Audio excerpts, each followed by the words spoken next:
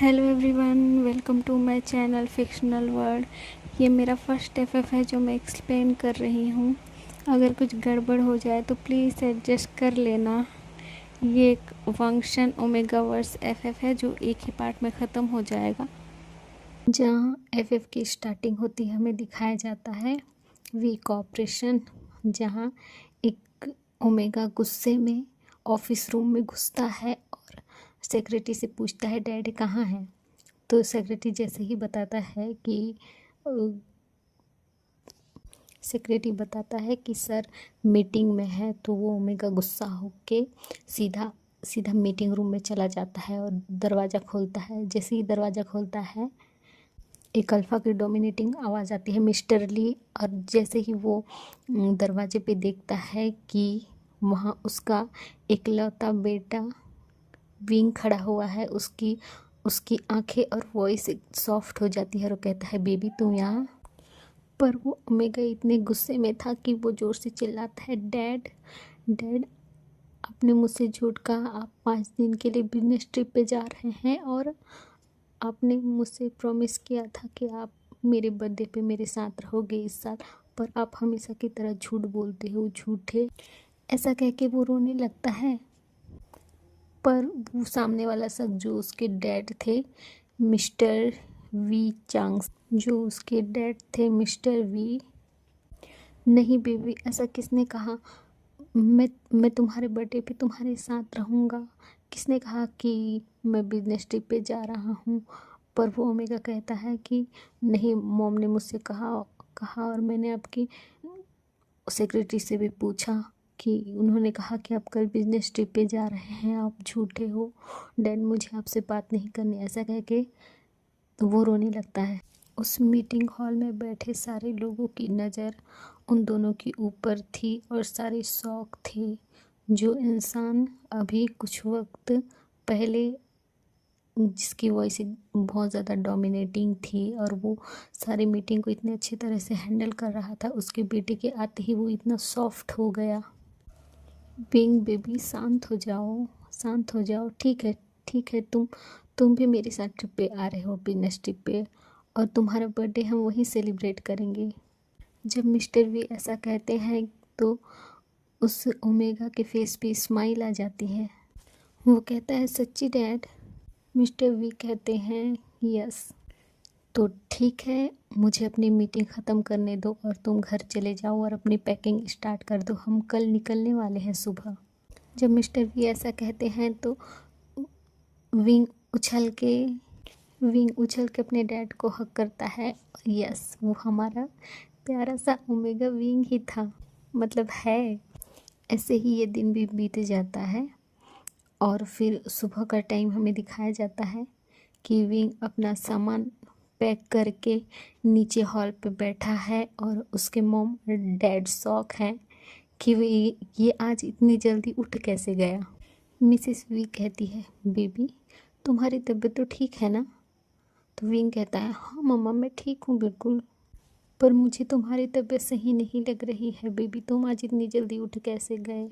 तो विंग अपनी मॉम को घूर के देखता है और कहता है आपका कहने का मतलब क्या है मॉम, कि मैं आलसी हूँ, मैं सोता रहता हूँ हर वक्त? ऐसा कह के वो अपना मुंह फुला लेता है। उसकी मॉम उसके गालों पे पिंच करती है और उसे ब्रेकफास्ट सर्व करके हुए कहती है कि नहीं बेबी, तुम तो हमारे प्रिंस हो और प्रिंस इतनी जल्दी उठते नहीं हैं, इसीलिए मैंने ऐसा कहा। विंग अपनी मॉम की बातें सुनता है और उसके फेस पे स्माइल आ जाती है और वो ऐसे ही स्माइल करते हुए कहता है कि मम्मा आप मुझे ऐसे टीज़ नहीं कर सकती। उसकी मॉम उसके फोरहेड पे किस करती है और कहती है बेबी तुम जल्दी से ब्रेकफास्ट कर लो, तुम्हें अपने डैड के साथ जाना है ना बिजनेस ट्रिप पे। हाँ मॉम, मुझे याद है, इसीलिए तो मैं आज इतना जल्दी उठ गया। मैंने अपने कपड़े भी पैक कर लिए, मैं तैयार भी हूँ जाने के लिए और मैं बहुत ज़्यादा एक्साइटेड हूँ, कितना मज़ा आएगा। ऐसे ही फ़्लाइट का टाइम हो जाता है और मिस्टर वी और विंग दोनों निकल जाते हैं एयरपोर्ट के लिए। एयरपोर्ट में भी विंग के डैड विंग का हाथ पकड़े हुए हैं। विंग अनोइंग होके कहता है, डैड मैं बच्चा नहीं हूँ, प्लीज़ मेरा हाथ छोड़ दो ना, मैं यहाँ गुम नहीं हो जाऊँगा, प्लीज़ डैड। पर उसके डैड कहते हैं, बट तुम मेरे लिए अभी भी बेबी हो और तुम इतने क्यूट हो, अगर तुम कहीं खो गए तो मैं तुम्हें कैसे ढूंढूंगा। विंग पाउटी फेस बना के कहता है, ठीक है डैड।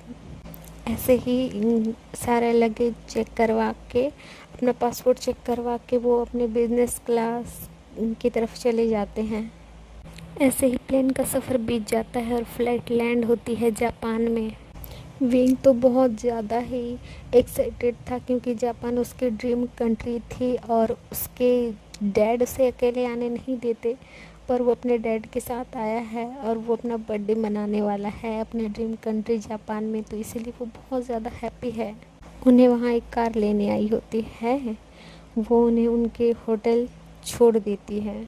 जिस होटल में वो रुके हैं उसी होटल में रात को कुछ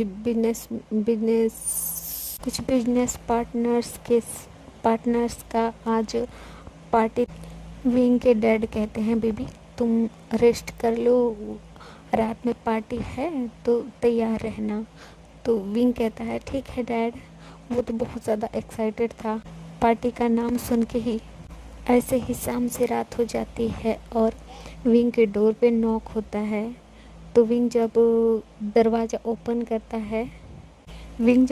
ओपन करता है तो उसके डैड खड़े होते हैं और उसके डैड तो विंग को देख के बहुत ज़्यादा शॉक होते हैं और उसे हक करके कहते हैं, बेबी तुम आज बहुत ज़्यादा क्यूट लग रहे हो।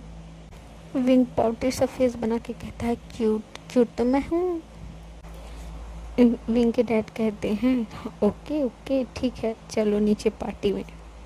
जैसे ही विंग और मिस्टर वी पार्टी में पहुंचते हैं, सारे लोगों की नज़र उन पे चली जाती है और कई अल्फा तो विंग को देखकर अपना दिल हार बैठे थे, बट वहाँ कोई एक शख्स वहाँ ऐसा भी था जो अनोइंग सा फेस बना के कहता है, ये यहाँ पे आ गया, ऑफिस मीटिंग रूम में क्या कम था जो यहाँ भी सबको अनोइंग करने आ गया, कितना इरिटेटिंग है ये, आई हेट ओमेगास। विंग भी अपने नज़रों को चारों तरफ दौड़ाता है और उसकी नज़र एक इंसान पे जाकर टिक जाती है। उसकी आंखों में कुछ था और वो हल्का सा स्मक करके कहता है, आखिर मैंने तुम्हें ढूंढ ही लिया, अब कहाँ जाओगे बचकर।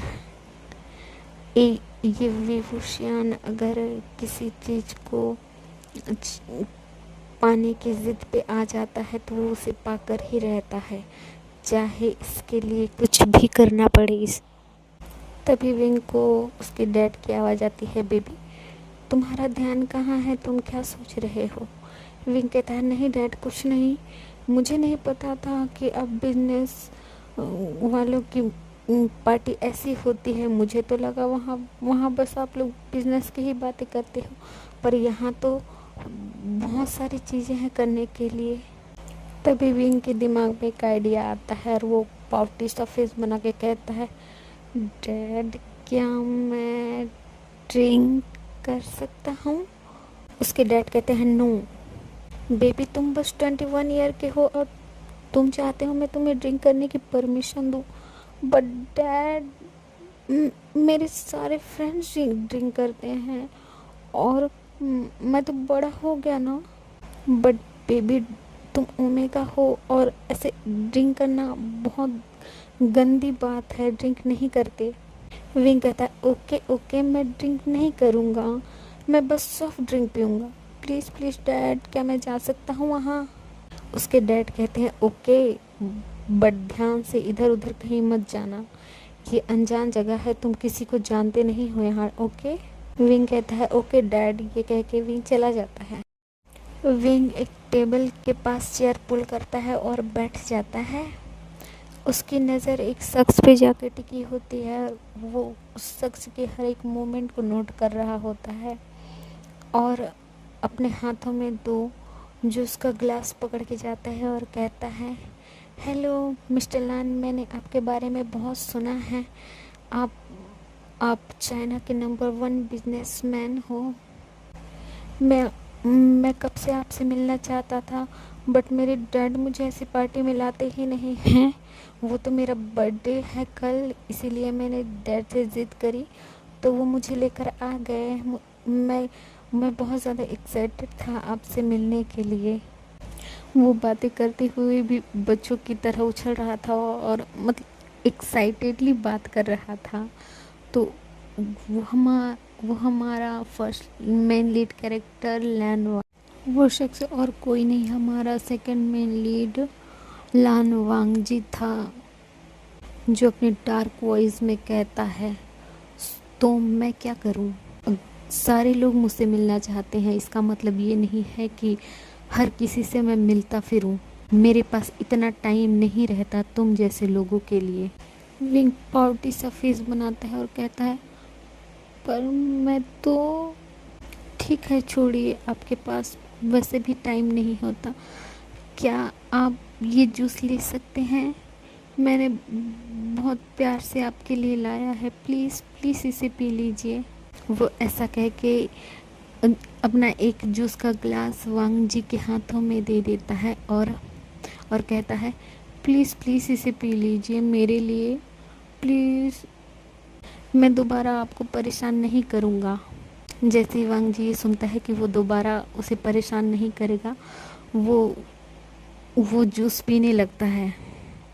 वांग जी को जूस पीता देख विंग एक स्मक करके अपने माइंड में कहता है आगे आगे देखिए होता क्या है। आपने क्या कहा था, आपके लिए टाइम नहीं है मुझ जैसे लोगों के लिए। अब देखता हूँ किसके पास टाइम नहीं होता, किसके लिए। मुझे किसी भी हालत में आप चाहिए, मतलब चाहिए। आप सिर्फ और सिर्फ मेरे हैं। जब से मैंने आपको देखा है मुझे नींद नहीं आती, हर वक्त आपकी याद आती है और मैं सोचता हूँ कि आप मुझे किस कर रहे हैं, आप मुझे टच कर रहे हैं। तभी हमें एक फ्लैशबैक दिखाया जाता है जहाँ हम देखते हैं विंग अपने मॉम और डैड के साथ एक होटल पे डिनर करने आया है। जब वो डिनर करके जा रहे होते हैं तभी विंग से एक शख्स टकराता है। जैसे ही विंग वो इतना ही कहा होता है और जब वो उस शख्स का फेस देखता है तो वो देखता ही रह जाता है, हैंडसम। तभी उसके डैड कहते हैं मिस्टर लैन। विंग चुप हो जाता है और अपने डैड को देखता है और कहता मिस्टर लैन, ये कौन है डैड? तभी उसके डैड कहते हैं ये हमारे बिजनेस पार्टनर मिस्टर लान वांग जी है। तभी वांग जी कहता है मिस्टर विंग, आप यहाँ क्या कर रहे हैं? तभी विंग के डैड कहते हैं मैं अपनी फैमिली के साथ डिनर के लिए आया था, वैसे आप यहाँ क्या? तभी एक लड़की वहाँ आती है जो कि एक रेड ड्रेस में थी और एक हाई हील्स पहनी थी और वो वांग जी के हाथों में अपना हाथ रखती है और कहती है हम डेट पे आए थे और जल्दी हमारी शादी होने वाली है। अभी वांग जी कहता है यस, हम डिनर डेट पे आए थे। विंग अपनी मुट्ठी भींच लेता है और अपने मन में कहता है जब जब तुम मेरे आँखों में बस गए हो तो तुम सिर्फ मेरे हो और आगे आगे इस लड़की का क्या करना है वो मैं देख लूँगा। ओह अच्छा। तभी विंग के डैड कहते हैं ओह अच्छा, कॉन्ग्रेचुलेशन बोथ ऑफ यू। तभी वो लड़की कहती है थैंक यू सर। इतने में विंग कहता है डैड मैं बहुत ज़्यादा टायर्ड फील कर रहा हूँ, मुझे घर जाना है। विंग के डैड कहते हैं ठीक है मिस्टर लैन, अब हम जा रहे हैं घर, आप इंजॉय करिए, ओके बाय। ये कह के विंग और विंग की फैमिली चली जाती है वहाँ से। तभी वांग जी झटके से उस लड़की का हाथ हटाता है और कहता है कि किसने कहा कि हमारी शादी होने वाली है, हम बस ब्लाइंड डेट पे आए थे, वो भी मेरे मॉम के ज़िद करने पर मैं आया था। मुझे तुमसे शादी वादी नहीं करनी, ठीक है ना? तो सपने देखना बंद करो।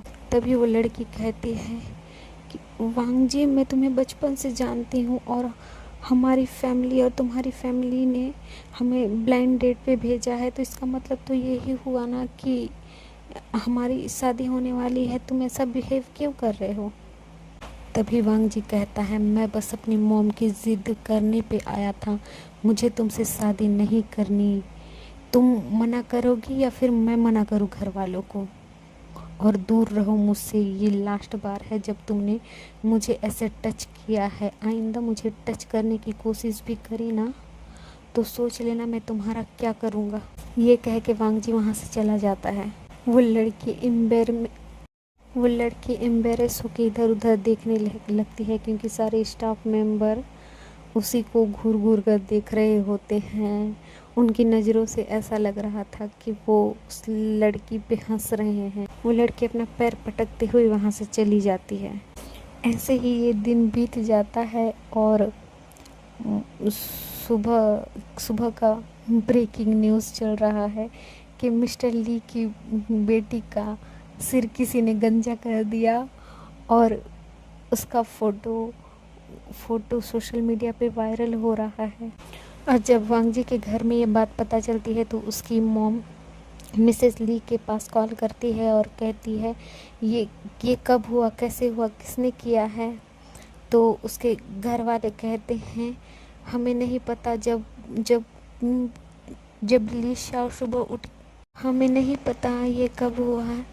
जब लिशिया सुबह उठी तो उसके सिर में बाल नहीं थे और किसी ने सोशल मीडिया पे उसका ये पिक वायरल कर दिया। तब से वो बहुत ज़्यादा परेशान है और रो रही है और वो अपना डोर भी ओपन नहीं कर रही है। जब लिशिया को पता चलता है कि वांग जी की मॉम का कॉल करी है तो वो भाग के आती है और मोबाइल छीन के बोलती है, aunty aunty I am sorry, मुझे वांग जी से शादी नहीं करनी। मैं रिश्ता तोड़ रही हूँ, मुझे वांग जी नहीं चाहिए। ये कह के वो फ़ोन काट देती। वांग जी की मॉम तो कंफ्यूज हो गई है, इसे क्या हुआ। सीन प्रेजेंट में आता है और विंग ये सारी बातें सोच के स्मोक कर रहा होता है। विंग ये सारी बातें सोच के स्मोक कर रहा होता है। तभी उसकी नज़र वांग जी पे जाती है, जो अपना सिर पकड़े अपनी पलकें झपकाते हुए विंग को देखने की कोशिश कर। तभी विंग कहता है, मिस्टर लैन, क्या हुआ आपको? क्या आपको कहीं जाना है? वांग जी कहता है, शुया, कहाँ हो तुम? मिस्टर लैन, आपका सेक्रेटरी यहाँ पे नहीं है, मैं यहाँ पे हूँ। आपको कुछ चाहिए? बताइए, आपको क्या चाहिए? तभी वांग जी कहता है, प्लीज़ क्या तुम मुझे मेरे रूम तक पहुँचा सकते हो? तभी विंग कहता है, ओके, आपका रूम कहाँ है, आप मुझे बता दीजिए, मैं आपको आपके रूम तक पहुँचा दूँगा। तभी वांग जी अपने पॉकेट से अपना की कार्ड निकालता है, जहाँ पे उसके रूम का नंबर लिखा हुआ है, और विंग उस की कार्ड को लेता है और वांग जी का एक हाथ अपने कंधे पे रखता है और उसे वहाँ से ले जाने लगता है।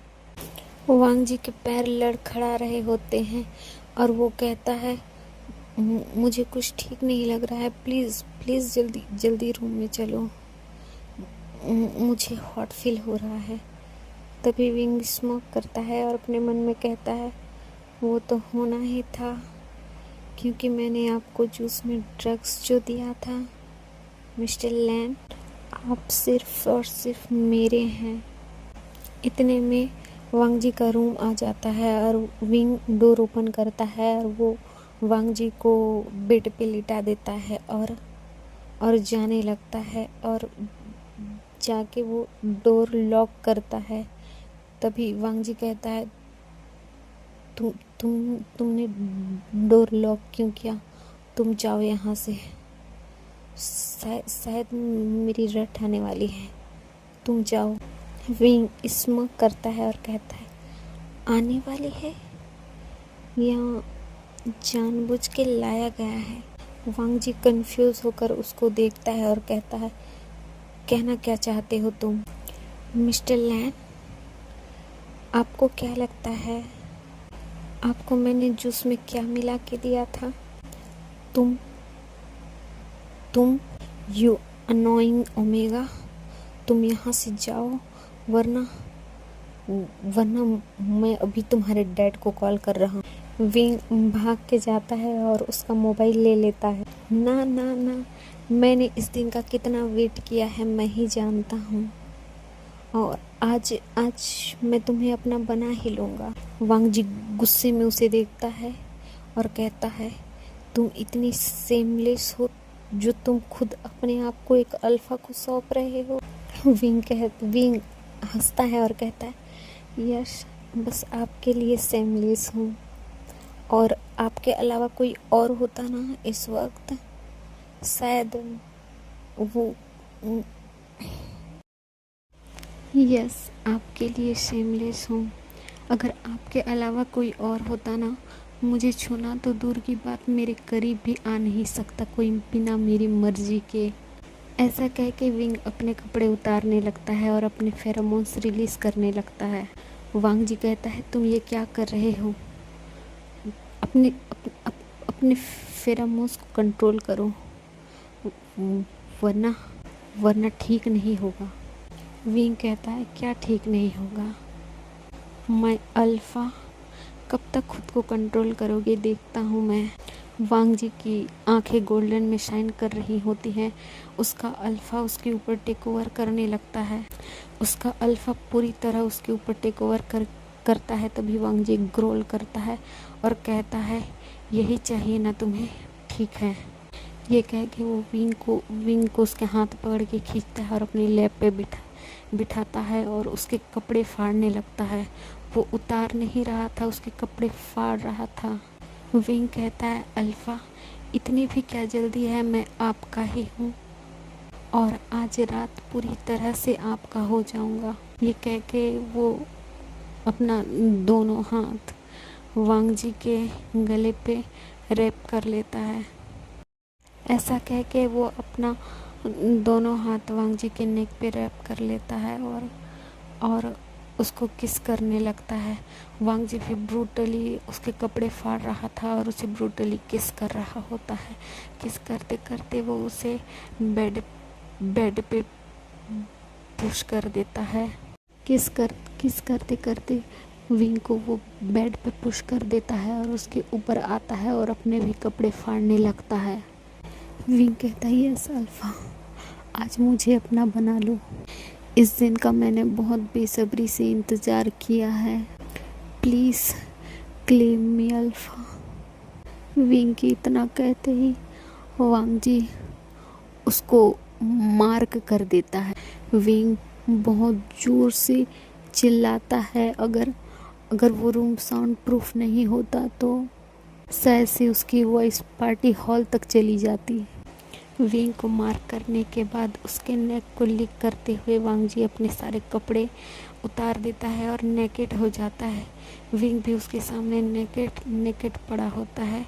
वांग जी धीरे धीरे विंग के चेस्ट को लिक करने लगता है और नीचे से विंग को फिंगरिंग करके लूज करने लगता है। विंग मौन करते हुए कहता है, alpha, please please claim me, alpha please claim me. कुछ टाइम तक फिंगरिंग करने के बाद खुद को रेडी करके खुद को एंटर करने लगता है। विंग को लूज करके वांग जी खुद को रेडी करके उसके अंदर एंटर करने की कोशिश करता है। विंग एक वर्जिन ओमेगा था, इसीलिए उसे एंटर करने में बहुत ज़्यादा मुश्किल होती है, पर वो अपने टिप को उसके बटल पे प्रेस करने के बाद खुद को पूरा ही एंटर कर देता है।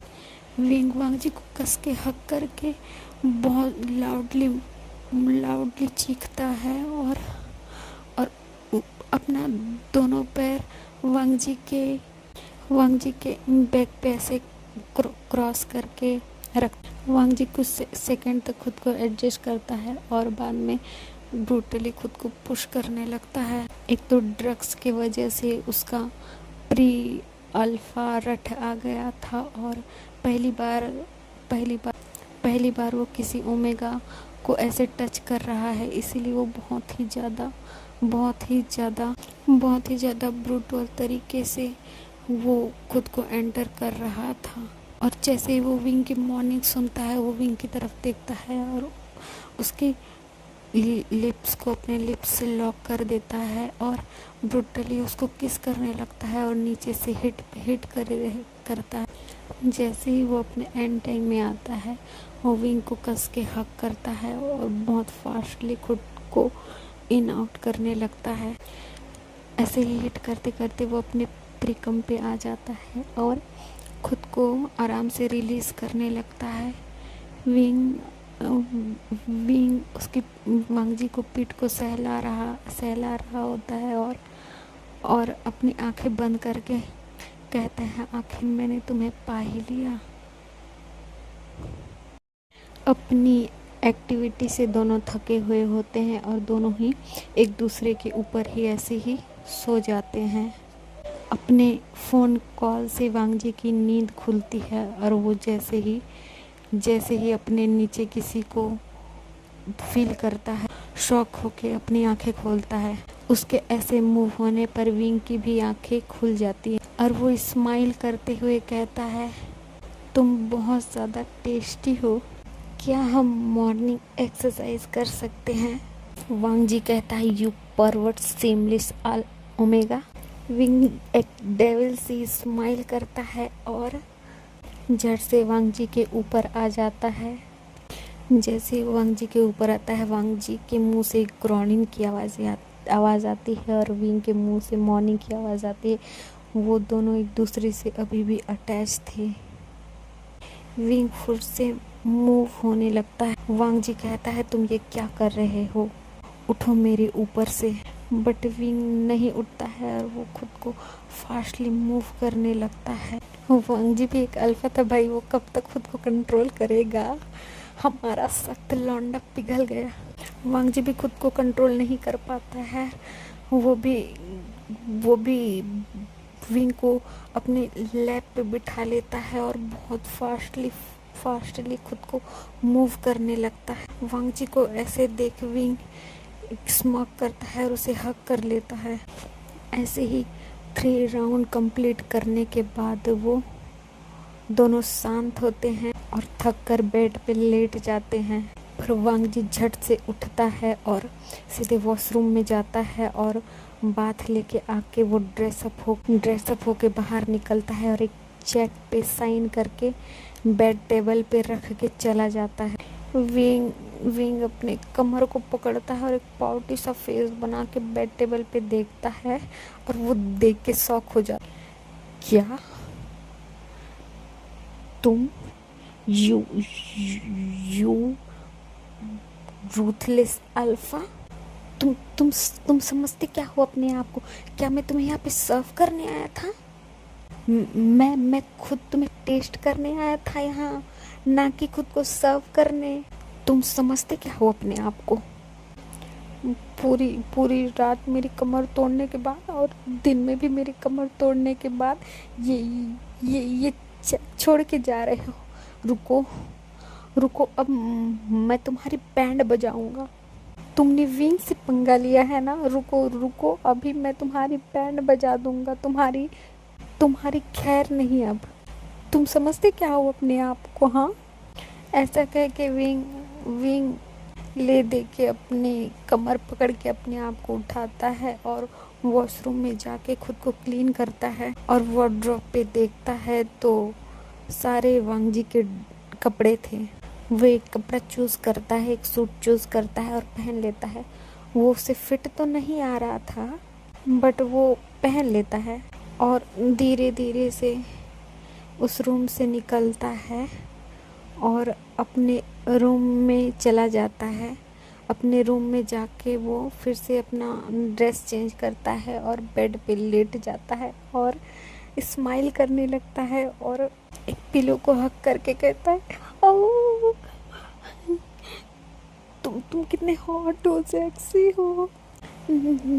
जब तुम मेरे अंदर थे, कितनी हेवनली फीलिंग थी वो। I am so happy. But but तुमने मुझे वो चेक देकर सही नहीं किया। अब देखो मैं तुम्हारे साथ क्या करता हूँ। वेट एंड वॉच मिस्टर लान वांग जी, तुम्हारा पाला विवुशियान से पड़ा है। विवुशियान जब किसी का पीछा करना स्टार्ट कर देता है तो जब तक वो उसे पा ना ले उसका पीछा नहीं छोड़ता। और अब तो तुमने मेरी वर्जिनिटी भी ले ली है, अब तो तुम्हें इसकी रिस्पॉन्सिबिलिटी लेनी ही पड़ेगी। तुम्हें क्या लगता है कि मैं कोई कमज़ोर ओमेगा हूँ? देखते रहना आगे होता क्या है मिस्टर लैन वांग जी। ऐसा कह के विंग अपने पिलो को हक करके सो जाता है। शाम में उसकी डोर की रिंग बेल से उसकी नींद खुलती है। वो धीरे से उठता है और जाके डोर ओपन करता है तो उसके डैड रहते हैं। उसके डैड रूम में आते हैं और कहते हैं बेबी तुम कहाँ थे, ना तुम्हारा कॉल लग रहा है। मैं तुम्हारे रूम में भी आया था, तुम उस वक्त नहीं थे, तुम कहाँ थे बेबी। विंग कहता है डोंट वरी डैड, मुझे पार्टी में अच्छा नहीं लग रहा था तो मैं बाहर टहलने चला गया था और मैं बाद में आके रूम में सो गया, मैं बहुत थका हुआ था। बेबी बट तुम्हारी तबीयत सही नहीं लग रही है, मुझे क्या हुआ है तुम्हें। डैड कुछ नहीं, वो अदर कंट्री के वजह से थोड़ा सा तबीयत ठीक नहीं लग रहा है, मैं ठीक हो जाऊंगा रेस्ट करूंगा तो। उसके डैड कहते हैं सच सच में ना तुम ठीक हो। विंग कहता है जी डैड मैं ठीक हूँ, बिल्कुल भी फिट एंड फाइन हूँ मैं डैड, आपको चिंता करने की कोई ज़रूरत नहीं है। ओके।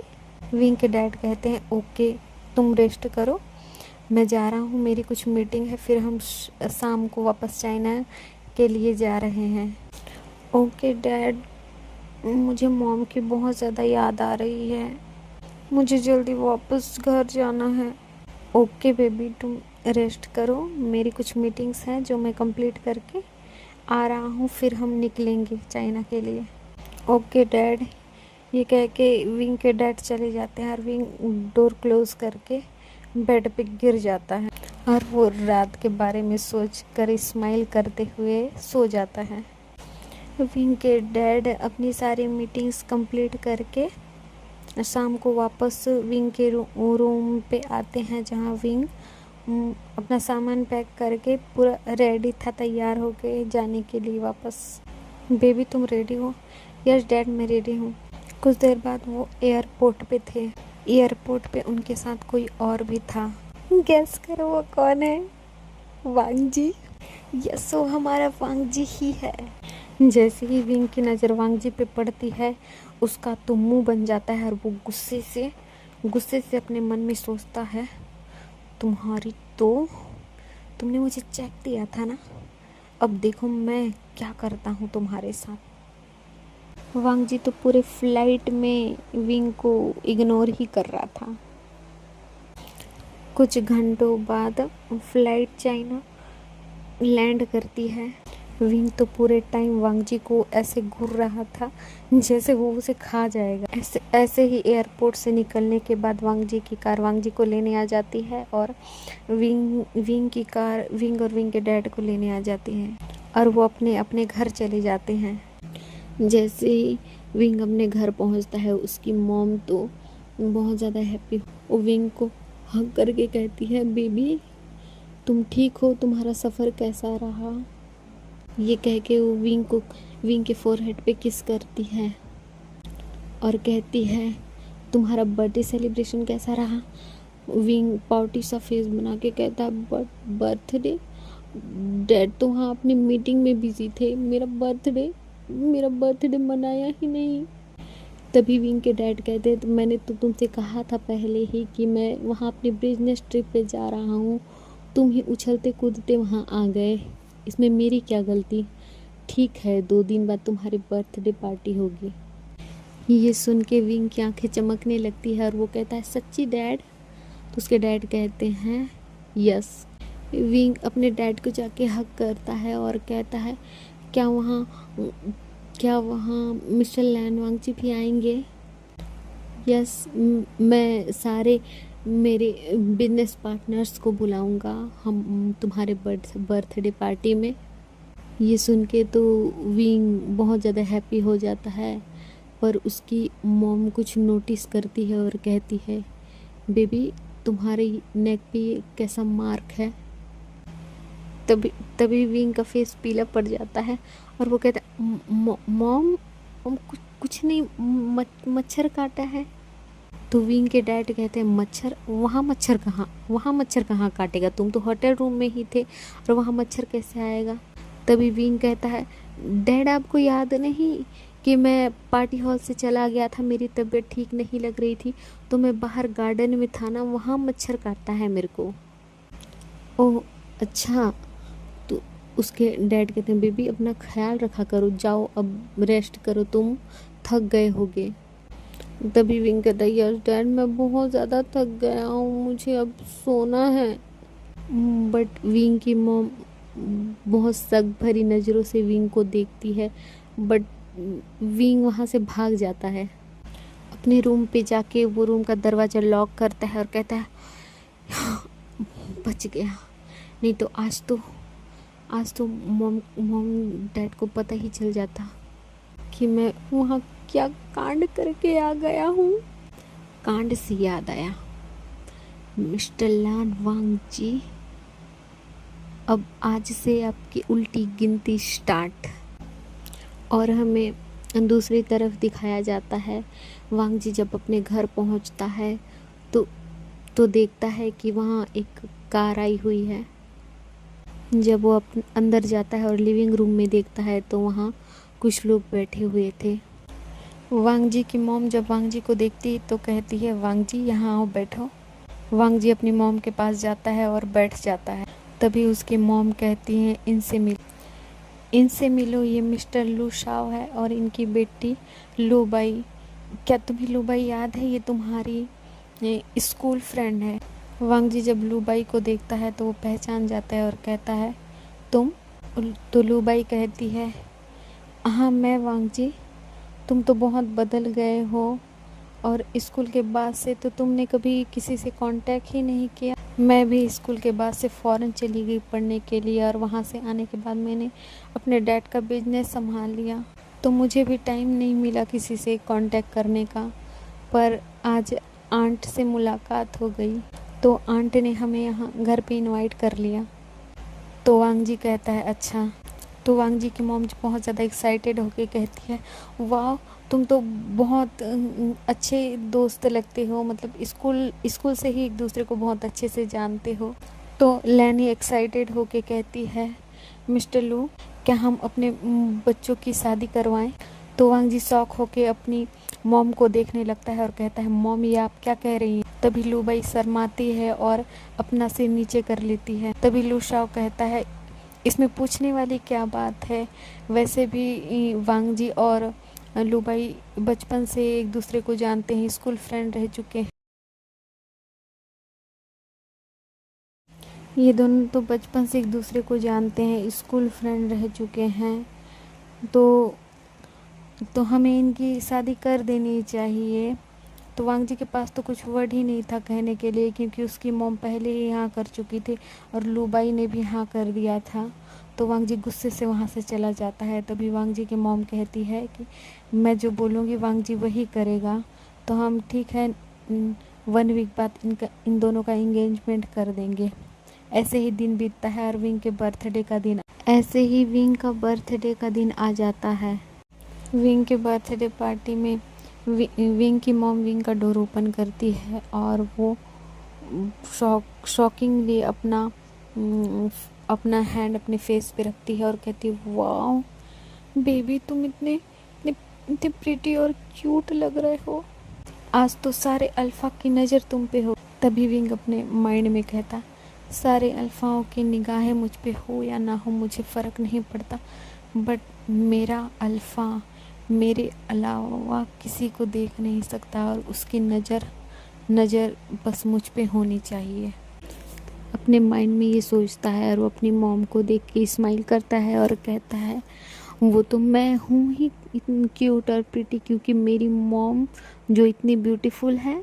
ओह बेबी, ये कह के विंग की मॉम विंग को पार्टी हॉल में लेके आती है।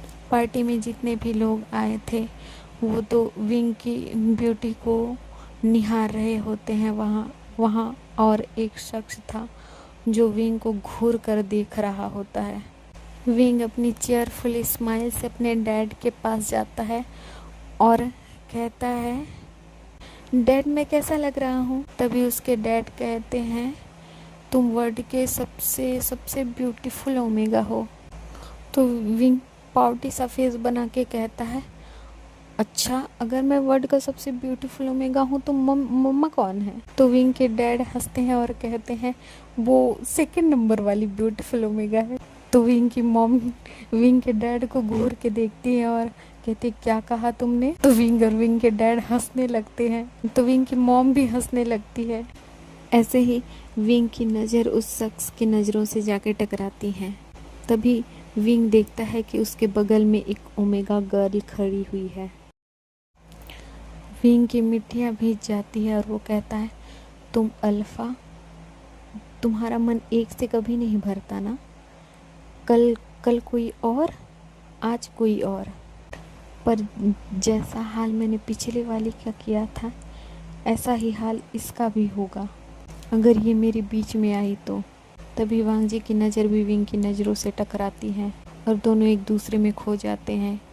तभी वांग जी का नाम लेके कोई पुकारता है, वांग जी। तभी वांग जी की नज़र टूट जाती है। तभी वांग जी देखता है कि लूबाई उसका नाम ले रही। तो वांग जी कहता है, यस लूबाई।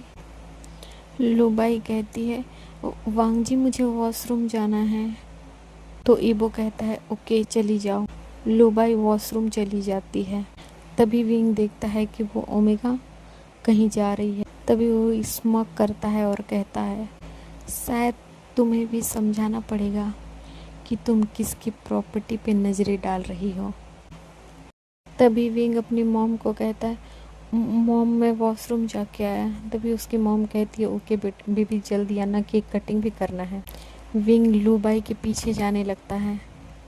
वॉशरूम के डोर के पास जाके विंग लूबाई का बाल पकड़ता है और उसे बैक से दीवार पे पिन करता है और कहता है, he is my property, okay.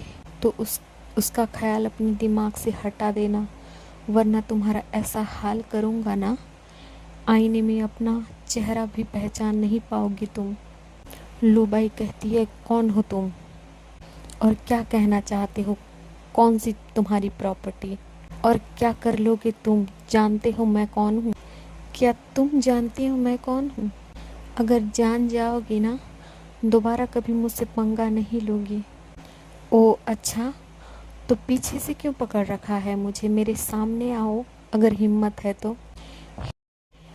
हिम्मत की बात तुम ना ही करो तो बेहतर है, वरना इतने हिम्मत मैं रखता हूँ कि तुम सोच भी नहीं सकती। ये कह के केवल ढकेल देता है वॉशरूम में और वहाँ से चला जाता है। जितनी देर में लूबाई वॉशरूम का दरवाज़ा खोलती और बाहर देखती, वहाँ कोई नहीं था। वो अपना पैर पटकती है और वॉशरूम के अंदर चली जाती है और अपना फेस क्लीन करके मेकअप थोपती है और बाहर निकलती है। विंग की नज़रें तो लूबाई और वांग जी को ही देख रही थी। केक कटिंग होता है और सारे लोग एक दूसरे से बात कर रहे होते हैं। तभी विंग के डैड कहते हैं, मिस्टर लैन, क्या ये आपके फियांसे हैं? तभी लूबाई कहती है, यस, हम चाइल्डहुड फ्रेंड्स हैं और जल्दी हम हस्बैंड वाइफ बनने वाले हैं। वांग जी स्टिफ फेस के साथ वहाँ पे खड़ा होता है। विंग के डैड कहते हैं, वो ओह कॉन्ग्रेचुलेशंस मिस्टर लैन। जब विंग ये सुनता है तो वो अपनी मुट्ठियाँ भींच लेता है और कहता है, कॉन्ग्रेचुलेशन मिस्टर लैन वांग जी। वांग जी विंग को देखता है और कुछ नहीं कहता है। तभी लूबाई कहती है, थैंक यू। कहीं ना कहीं लूबाई विंग के फेरोमोन से पहचान गई थी कि कि ये वही ओमेगा है जो उसे वॉशरूम में मिला था। तभी वो कहती है, इसका और वांगजी का कुछ चक्कर तो नहीं है? ऐसा नहीं हो सकता, वांगजी सिर्फ मेरा है। मैं बचपन से उसे लाइक करती हूँ और मैं उसे ऐसे नहीं छोड़ सकती। वो सिर्फ और सिर्फ मेरा है। तभी तभी लूबाई कहती है, वांगजी जल्दी घर चलो, आंट हमारा वेट कर रही होंगी। वैसे भी मुझे सुबह जल्दी उठना है, मेरी मीटिंग है। वो ये सब विंग को घूरते हुए कह रही थी। वो ये दिखा रही थी कि वो वांगजी के साथ ही रह रही है उसके घर पे। जब विंग ये सुनता है तो वो और गुस्से से वांगजी को देखने लगता है और अपने मन में कहता है, ओह, तो बात यहाँ तक पहुँच गई है। मैं भी देखता हूँ कब तक ये सब चलेगा। अगर मैंने तुम्हें टकली बंदरिया ना बना दिया तो मेरा नाम भी विवुश्यान नहीं। वांगजी और लूबाई वहाँ से चले जाते हैं। लूबाई तो वांगजी का हाथ पकड़ी हुई थी। जैसे ही वो पार्टी हॉल से निकलते हैं अपने कार की तरफ, तो वांगजी लूबाई से अपना हाथ छुड़ाता है और कहता है, हमारी शादी नहीं हुई है अभी तक, तो मुझसे दूर रहो। तभी लूबाई कहती है, वांगजी शादी नहीं हुई पर हो जाएगी हमारी शादी। वैसे भी हमारे पेरेंट्स ने हमारा रिश्ता फिक्स कर दिया है। रिश्ता फिक्स हुआ है पर मैरिज नहीं हुई है हमारी, तो तुम मुझसे दूर ही रहो और मुझे किसी का भी टच पसंद नहीं है। ओके, तो आइंदा ख्याल रखना मेरी इन बातों का। मुझे ऑफेंड करने की कोशिश की ना तो सोच लेना।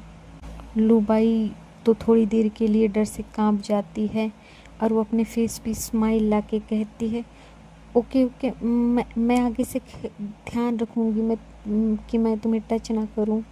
ठीक है वांगजी, चलो, आंट हमारा वेट कर रही होंगी। वैसे भी बहुत रात हो गया है।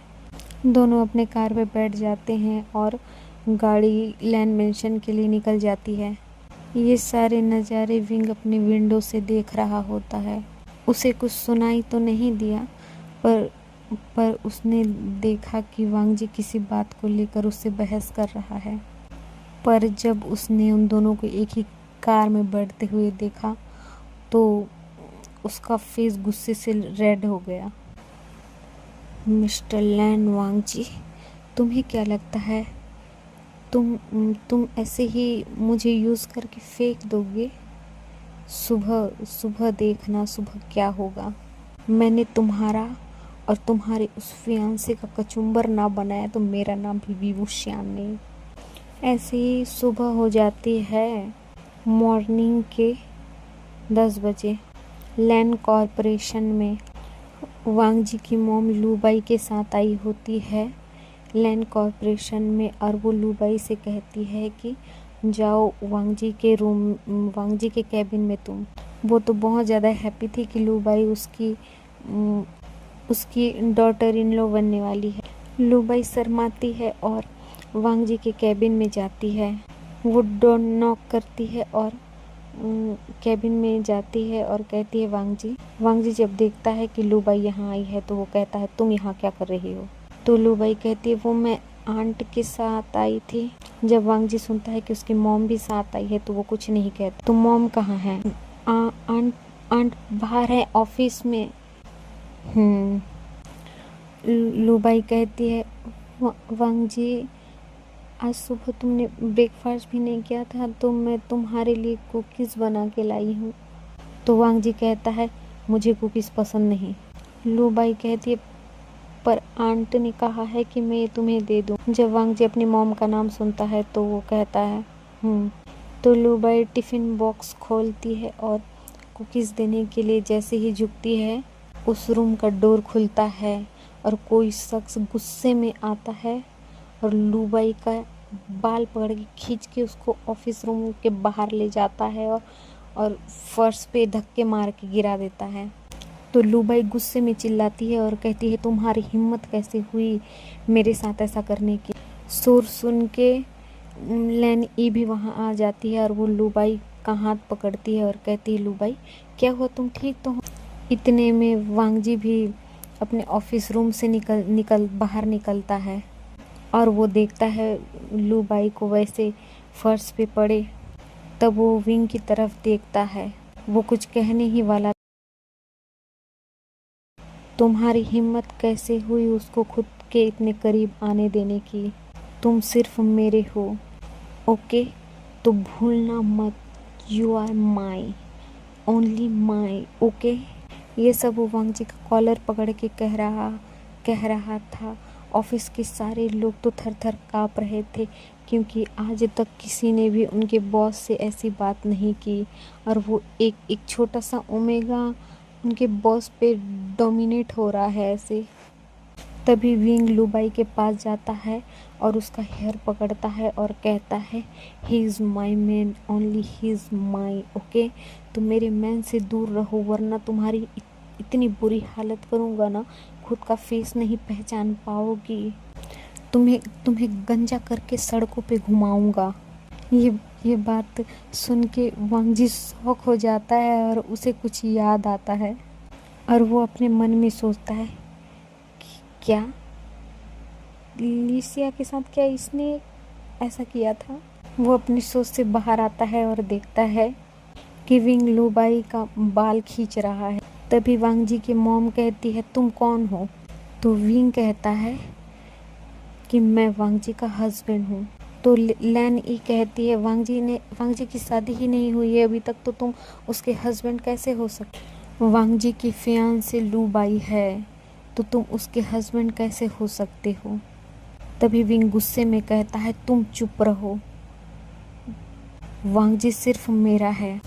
विंग का इतना कहना ही था कि कोई उसे पीछे पलटता है, उसके गालों पे जोर से चाटा मारता है।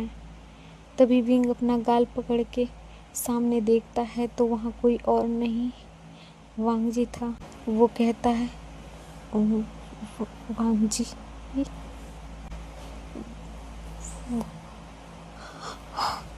वांग जी, तुम तुमने हाथ उठाया मुझ पर। तभी वांग जी कहता है, हाँ, तुम्हें इसकी ज़रूरत है, बहुत बोलते हो, ये भी लिहाज नहीं है तुम्हें कि तुम्हारे सामने कौन है? वो मॉम है मेरी। तभी विंग शौक हो के पीछे देखता है और देखता है कि लैन ई के आंखों में आंसू हैं। जब वांग जी अपनी मॉम की आंखों में आंसू देखता है तो वो तुरंत अपनी मॉम के पास जाता है लुबाई और वांग जी अपनी मॉम को उठाते हैं और वांग जी अपनी मॉम को ले जाता है अपने कैबिन में।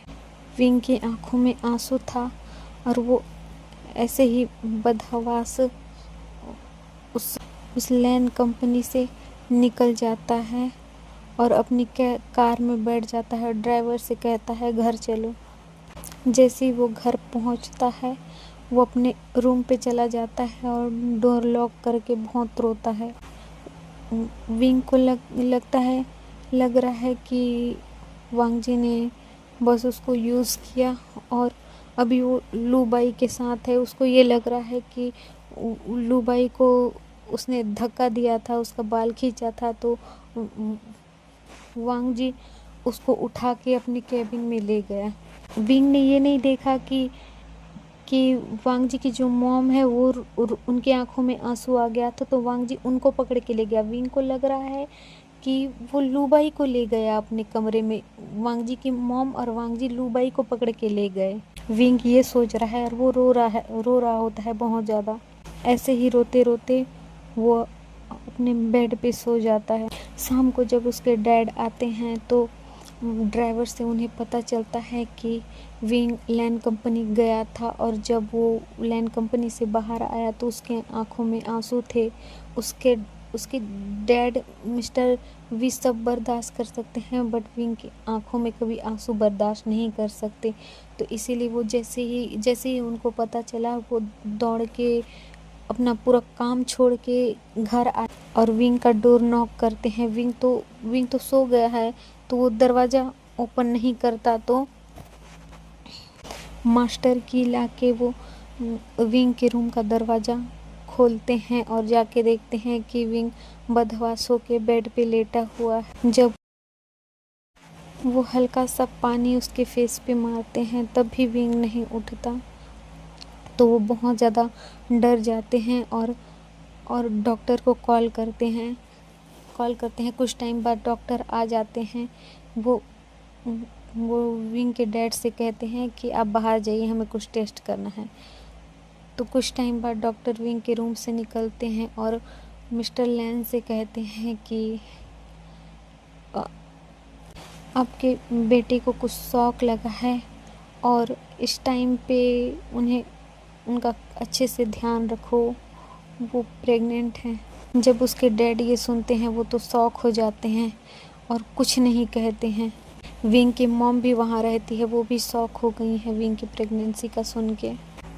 डॉक्टर वहाँ से चले जाते हैं और मिस्टर वी और मिसेस वी विंग के रूम में जाते हैं। विंग अभी भी बेहोश था, उसका फेस पीला पड़ा हुआ था।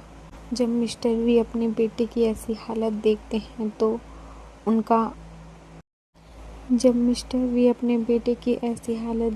तो उनके हार्ट में बहुत ज़्यादा पेन होने लगता है। वो अपने बेटे को ऐसे देख नहीं पा रहे होते क्योंकि वो अपने बेटे से बहुत ज़्यादा प्यार करते हैं और विंग के लिए कुछ भी कर सकते हैं, पूरी दुनिया से भी लड़ सकते हैं। अपने बेटे को खुश देखने के लिए वो कुछ भी कर सकते हैं। अपने बेटे का ऐसा पेल फेस देखते हैं और वो किसी को कॉल करते हैं और कहते हैं कि कुछ टाइम पहले लैंड कंपनी में जो कुछ भी हुआ उसकी सारी रिपोर्ट और सीसीटीवी फुटेज वीडियो चाहिए मुझे। सामने वाला शख्स कहता है कि कुछ टाइम में आपको मिल जाए। कुछ टाइम बाद हम देखते हैं कि मिस्टर वी फुटेज चेक कर रहे होते हैं, उनके पास सारा रिपोर्ट आ गया है और वो गुस्से से उनका फेस पूरा रेड हो गया है और वो विंग की तरफ देखते हैं और कहते हैं मैं उसे छोड़ूंगा नहीं, मैं उसे बर्बाद कर दूंगा। वो खुद को क्या समझता है, उसने मेरे बेटे पे हाथ उठाया ना, अब मैं क्या करता हूँ उसके साथ, देखना तुम। मिसेस वी कहती है कि पहले आप विंग से बात कर लीजिए, पहले हमें अपने बेटे को देखना चाहिए। हमारा बेटा ज़्यादा इम्पोर्टेंट है ना कि वो लैन वांग जी। हमारे लिए हमारा बेटा इम्पोर्टेंट है, पहले उसे देखते हैं। तभी विंग अपने हाथ पैरों को मूव करने लगता है। तभी लैनी देखती है और कहती है विंग बेबी। विंग अपने टायर्ड वॉइस में कहता है मॉम। वो उठ के बैठता है और अपना सिर पकड़ता है और कहता है मॉम मुझे पेन हो रहा है। तो उसकी मॉम कहती है बेबी रेस्ट करो, तुम उठो मत, डॉक्टर अभी आए थे और उन्होंने तुम्हें चेक किया है। विंग कहता है डॉक्टर मुझे क्या हुआ? विंग के डैड कहते हैं मिस्टर लैन वांग जी और तुम्हारा क्या चक्कर है, क्या तुम उसे पसंद करते हो? विंग कहता है डैड वो विंग मैंने तुमसे क्या कहा? विंग अपने डैड की ऐसी वॉइस सुन के डर जाता है और रोने लगता है। तो विंग के डैड उसके पास जाते हैं बेबी डोंट क्राई। ओके मैं कुछ भी नहीं पूछ रहा हूँ बेबी, शांत हो जाओ, रोना मत बेबी। अभी तुम प्रेग्नेंट हो, प्लीज़ रोना मत। विंग जब सुनता है कि वो प्रेग्नेंट है तो वो क्वेश्चन भरी नज़रों से अपने मॉम एंड डैड को देखता है और कहता है प्रेग्नेंट? तो उसके डैड कहते हैं डॉक्टर अभी तुम्हें चेक करके गए हैं और उन्होंने बताया कि तुम प्रेग्नेंट हो। तो विंग उस नाइट के बारे में सोचने लगता है और कहता है वांग जी, अपने टमी पे हाथ रखता है और उसके आंखों से आंसू निकल जाता है। उसके डैड कहते हैं बेबी रोना मत, बच्चे के लिए ठीक नहीं है, प्लीज़ रोना मत, क्या हुआ तुम साफ बताओ। तो विंग अपने डैड को सारी बातें बता देता है कि किस तरह वो बिजनेस ट्रिप पे वांग जी के साथ इंटीमेट हुआ था और अपने बर्थडे वाले दिन की सारी बातें, लूबाई की बातें, ऑफिस की बातें। जब विंग के डैड ये सब सुनते हैं तो वो गुस्से में कहते हैं कि मैं उसे बर्बाद करके रख दूंगा। वो समझता क्या है अपने आप को। तो विंग कहता है डैड प्लीज़ उन्हें उन्हें कुछ मत करना, उनके साथ कुछ मत करना, प्लीज़ डैड, प्लीज़ प्लीज़ मेरे खातिर, प्लीज़ डैड कुछ मत करना। ये कह के वो रोने लगता है तो उसके उसके डैड डर जाते हैं और विंग को हक करके कहते हैं ओके, मैं उसके साथ कुछ नहीं कर रहा हूँ, बेबी शांत हो जाओ। तो विंग चुप हो जाता है। विंग की मॉम विंग के लिए सूप बना के लाती है और उसे पिला देती है और कुछ मेडिसिन खिला के उसे सुला देती है। विंग के डैड अपने ऑफिस आते हैं और लैंड कंपनी के साथ जितने भी उनका कॉन्ट्रैक्ट था सब कुछ कैंसिल कर देते हैं। जब लैन वांग जी को ये सब पता चलता है तो वो मिस्टर वी से बात करने की कोशिश करता है, बट मिस्टर वी उससे बात नहीं करना चाहते। उसके बाद वांग जी भी उनसे कोई भी कांटेक्ट नहीं रखता। ऐसे ही 5 मंथ बीत जाता है और हमारा विंग 5 मंथ प्रेग्नेंट है। अभी प्रेगनेंसी के टाइम में विंग के बहुत ज़्यादा मूड स्विंग्स हो रहे हैं, जिसे उसके दोनों पेरेंट्स झेल रहे हैं। विंग की मॉम किचन से मिल्क का ग्लास लेते हुए आती है और कहती है बेबी जल्दी से मिल्क फिनिश करो ये। तो विंग मुंह बनाते हुए कहता मॉम मैं नहीं पीऊँगा। तो विंग की मॉम कहती है मैं ये तुम्हारे लिए नहीं, हमारे लिटिल विंग के लिए बोल रही हूँ। तो विंग पार्टी सा फेस बना के कहता है ओ अच्छा, अब लिटिल विंग आने वाला है तो बिग विंग की कोई फिक्र ही नहीं कर रहा है। आप दोनों मुझसे प्यार नहीं करते बिल्कुल भी।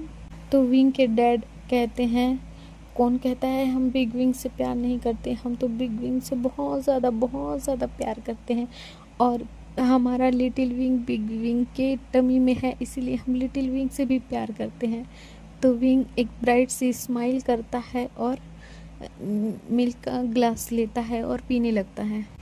तभी विंग कहता है मॉम मुझे आज बाहर डिनर पे जाना है। तो विंग के डैड कहते हैं बाहर का कुछ भी नहीं खाना है तुम्हें। तो विंग कहता है नहीं मुझे जाना है, ये कह के वो रोने लगता है। तो उसके मॉम डैड को मानना ही पड़ता है। विंग के डैड आज ऑफिस से जल्दी आ गए क्योंकि आज उन्हें डिनर पे जाना था बाहर। विंग ने आज एक वाइट कलर का थ्री पीस सूट पहना था जिसमें वो बहुत ही ज़्यादा क्यूट और प्रिटी लग रहा था और अपने टमी के साथ तो और भी ज़्यादा क्यूट और प्रिटी लग रहा था। तभी विंग को देख के विंग की मॉम कहती है ओ मेरा क्यूट सा बेबी, किसी की नज़र ना लगी, क्योंकि वो विंग की नज़र उतारती है और वो तीनों कार पे बैठ के होटल के लिए निकल जाते हैं। विंग तो आज बहुत ज़्यादा हैप्पी था क्योंकि 5 मंथ के बाद वो अपने घर से बाहर निकला था। जैसे ही वो होटल और पहुंचते हैं वो रेस्टोरेंट वाले एरिया में जाते हैं जहां उन लोगों ने अपना टेबल पहले से बुक करके रखा था। वहां जाके वो बैठ जाते हैं और विंग अपनी फेवरेट चीज़ें ऑर्डर करता है, जिससे इतना खुश देखकर विंग के पेरेंट्स बहुत ज़्यादा खुश थे कि उनका बेटा बहुत ज़्यादा खुश है। विंग बहुत प्यार से खाता है और सारी डिशेस फिनिश करता है जो उसने ऑर्डर किया था। उसके मॉम डैड भी डिनर करते हैं और वो रेस्टोरेंट से निकल ही रहे थे तभी उनकी टक्कर होती है किसी से। वो और कोई नहीं लैन वांग जी था जो कि लू बाई, लू शाओ और लैन ई के साथ था। लू बाई विंग को देख के तो अपना मुंह बनाने लगती है, बट जब विंग की नज़र वांग जी और लू बाई पे पड़ती है तो उसके आँखों से आंसू निकलने लगते हैं। जब विंग के डैड विंग की आंखों को देखते हैं तो वो विंग का हाथ कस के पकड़ लेते हैं और उसे वहाँ से ले जाने लगते हैं। पर जैसे ही वांग जी की नज़र विंग की टमी पे पड़ती है तो वो शॉक हो जाता है और वो जैसे ही पलट के जाने वाला था तो लूबाई उसका हाथ पकड़ लेती है, वांग जी तुम कहाँ जा रहे हो? तो वांग जी उसको घूर के देखता है और कहता है तुमसे मतलब? मैं जहाँ मर्जी जा सकता हूँ, तुम कोई। ये सुन के लूबाई चुप हो जाती है। तभी लैनी कहती है ये तो वही ओमेगा है जो उस दिन ऑफिस में आया था। तभी लूबाई उसके कान भरते हुए कहती है यस आंट, ये वही ओमेगा है, बदतमीज़ ओमेगा जो बिना पूछे वांग जी के कैबिन में आ गई थी और मेरे साथ बदतमीजी की। उसने मेरे ऊपर हाथ भी उठाया था। तभी मैडम ई कहती है हाथ? उसने कब तुम्हारे ऊपर हाथ उठाया? तभी लुबाई कहती मेरा मतलब मेरे साथ बदतमीजी करी थी, पर दिखने में तो नहीं लगता कि वो इस टाइप का ओमेगा है, और उसकी शायद मैरिज भी हो चुकी है, वो प्रेग्नेंट है। जब वांग जी इस बात को नोटिस करता है तो वो भी याद करता है कि विंग का टमी फूला हुआ था। तभी वांग जी मन में सोचता है प्रेग्नेंट, क्या वो मेरा बेबी है? क्या वो मेरा बेबी कैरी कर रहा है? अनजाने में ही उसके फेस पे स्माइल आ जाती है। वो उसकी मॉम को कहता है मॉम मुझे आपको कुछ बताना है। तो उसकी मॉम कहती है क्या हुआ वांग जी? वो ओमेगा मेरा है। उसकी मॉम शॉक हो जाती है और लूबाई भी कहती है वांग जी तुम ये क्या कह रहे हो? तो वांग जी कहता है यस मॉम, वो बेबी भी मेरा ही है। तो लूबाई कहती है वो ओमेगा कैरेक्टर लेस है, किसका बेबी है और तुम अपने सिर क्यों ले रहे हो? वांग जी कस के लूबाई के गालों पे चाटा मारता है और कहता है वो मेरा ओमेगा है और वो बेबी भी मेरा है। मेरे बेबी के बारे में कुछ भी कहा ना तो सोच लेना। लूबाई डर जाती है। मैडम ये कहती है क्या वांग जी, क्या तुम सच बोल रहे हो? अगर वो ओमेगा तुम्हारा है तो तुमने उस दिन उसे जाने क्यों दिया? तब वांग जी कहता है मॉम मैं पागल जो मैंने उसे जाने दिया। मॉम मुझे उसके पास जाना है, प्लीज़ मॉम प्लीज़। तो मैडम ये भी कहती है हाँ मुझे भी अपने सन इन लो और होने वाले ग्रैंड चाइल्ड के पास जाना है। वांग जी प्लीज़ मुझे ले चलो। मैडम ई और वांग जी वहाँ से चले जाते हैं। लूबाई और लूबाई के डैड तो एक दूसरे को मुँह ही देख रहे हैं। जब वांग जी की कार वी मैंसन में पहुँचती है और जब वो डोर ओपन करते हैं जहाँ मिस्टर वी लिविंग रूम में बैठे होते हैं, और जब वो वांग जी को देखते हैं तो कहते हैं तुम यहाँ पे क्या कर रहे, तुम्हारी हिम्मत कैसे हुई यहाँ आने की? तो वांग जी कहता है विंग कहाँ है और मेरा बेबी? तो मिस्टर वी कहते हैं तुम्हारा बेबी? ओह, तुम्हें याद आ गया कि तुमने किसी ओमेगा के साथ नाइट स्पेंड किया है और वो तुम्हारे बेबी से प्रेग्नेंट भी हो सकता है। ओ अच्छा, इसीलिए तो तुमने उसे थप्पड़ मारा था, है ना? वांग जी अपना सर झुका लेता है और कहता है प्लीज़ मुझे विंग से मिलने दो, मुझे बात करना है उस। मिस्टर वी कहते हैं निकल जाओ यहाँ से, निकल जाओ यहाँ से। तुम्हें अगर इतनी ही परवाह है विंग की तो 5 मंथ तक तुम कहाँ थे? तुम नज़र क्यों नहीं आए? और आज उस लड़की के साथ तुम क्या कर रहे थे रेस्टोरेंट में? ओह सॉरी, वो तो तुम्हारी फियांसे है ना? अभी तक तुम दोनों की शादी नहीं हुई है? क्यों तुमने शादी नहीं की है? उसी अपनी फियांसे के लिए तो तुमने मेरे बेटे पे हाथ उठाया था ना। अब क्या हुआ? अब उसी के पास क्यों आए हो तुम? तो मैडम ई आती है और उनको समझाने लगती है और कहती है प्लीज़ गलतफहमी की वजह से ये सब हो रहा है, हमें विंग से मिलने दीजिए प्लीज़। तभी विंग सीढ़ी पे खड़ा होता है और चिल्ला के कहता है पर मुझे आप लोगों से कुछ भी बात नहीं करना, मैं हैप्पी हूँ यहाँ। ना मुझे ये अल्फ़ा चाहिए, ना इस अल्फ़ा का प्यार चाहिए। मेरे लिए मेरे दोनों पेरेंट्स काफ़ी हैं और मेरा अनबॉर्न बेबी। जब वांग जी विंग की बात सुनता है तो वो दौड़ के उसके पास जाता है। विंग प्लीज़ मेरी बात सुन लो प्लीज़। अच्छा, तुम्हारी बात सुनूं? क्या तुमने मेरी बात सुनी थी? तुमने तो मुझे थप्पड़ मारा था ना। अब क्या हुआ? हर वक्त तुम मुझसे दूर जाते थे।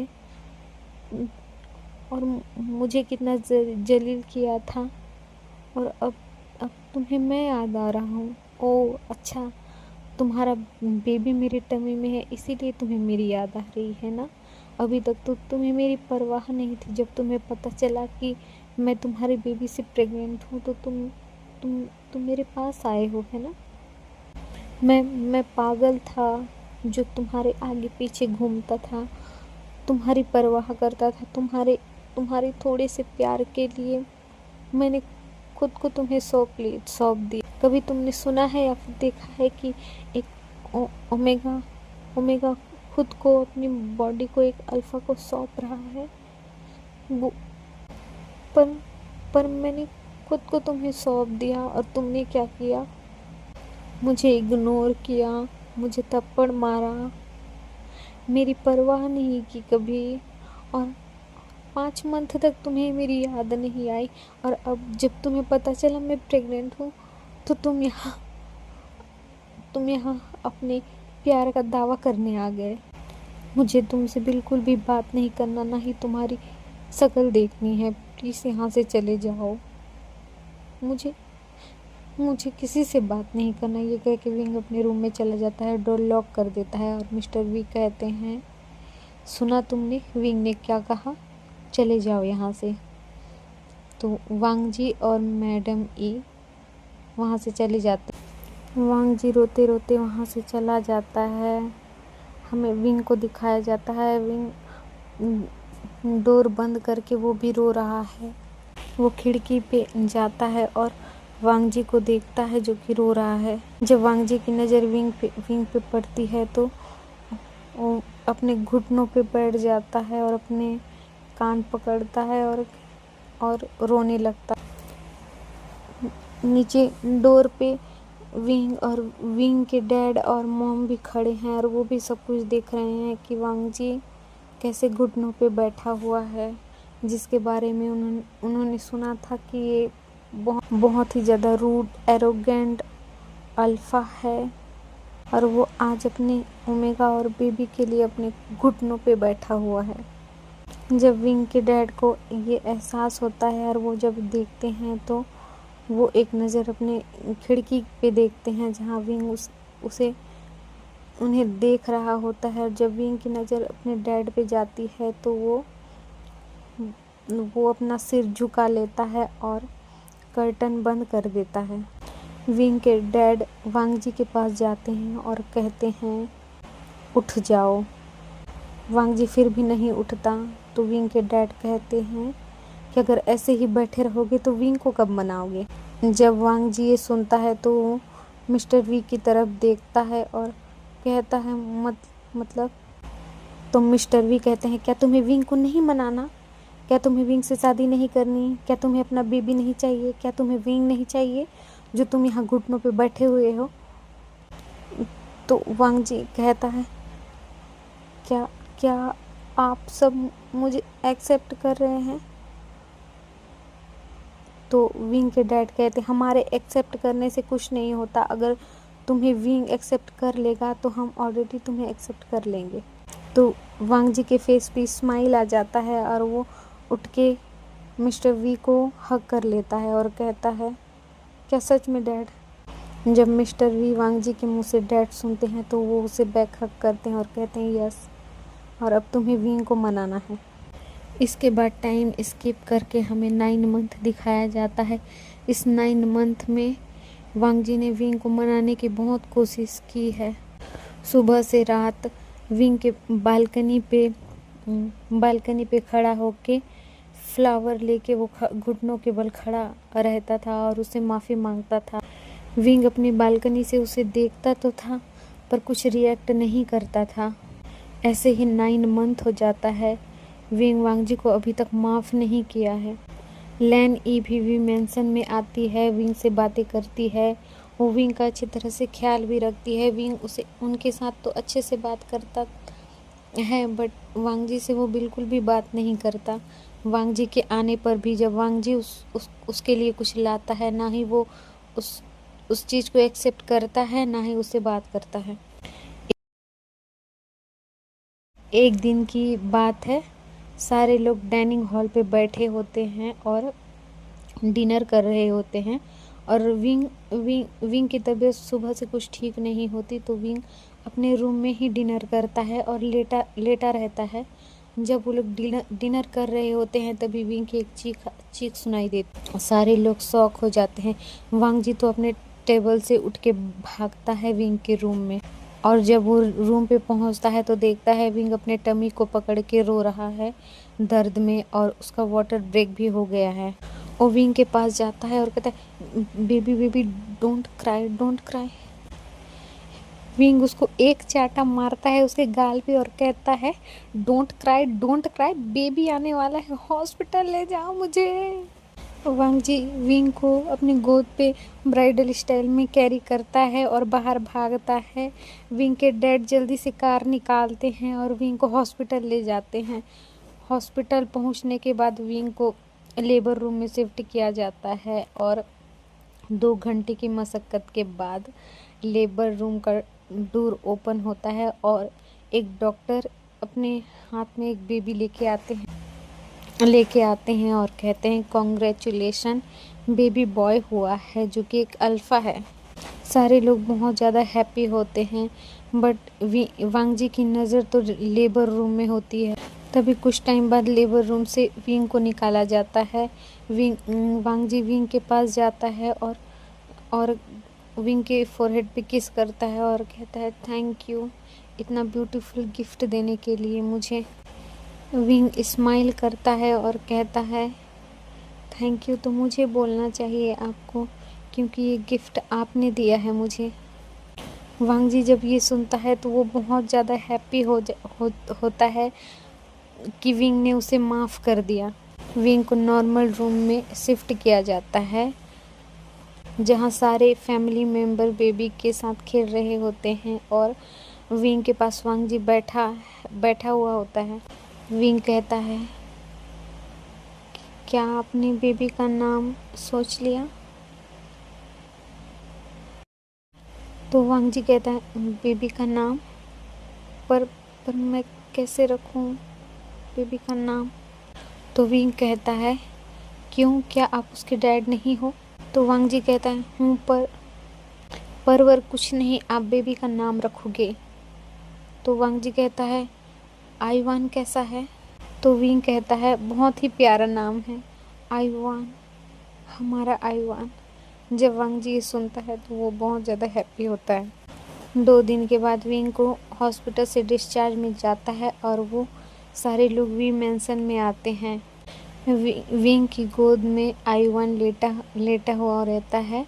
तभी लैनी कहती है, बेबी हो गया, सब कुछ हो गया, बट तुम दोनों की मैरिज तो नहीं हुई है अभी तक। तो सारे लोग शॉक हो जाते हैं और कहते हैं, यस, इस बारे में तो हम लोगों ने कभी सोचा ही नहीं। तभी लैनी कहती है, कुछ दिनों बाद विंग अच्छे से रिकवर हो जाएगा तो हम दोनों की वेडिंग करवाएंगे। सीन शिफ्ट करके 1 वीक बाद दिखाया जाता है एक वेडिंग हॉल में, जहां विंग और वांग जी एक दूसरे का हाथ पकड़े हुए हैं और वांग जी की गोद में उनका बेबी है। प्रिस्ट कहते हैं, आज से आप दोनों हस्बैंड एंड हस्बैंड हैं। यहीं पे हमारी स्टोरी का एंड होता है। थैंक यू एफएफ को सुनने के लिए। अगर एफएफ पसंद आए तो लाइक, कमेंट एंड शेयर करें, और चैनल पे नए हैं तो चैनल को सब्सक्राइब करें और बेल आइकन को हिट करना ना भूलें। Thank you.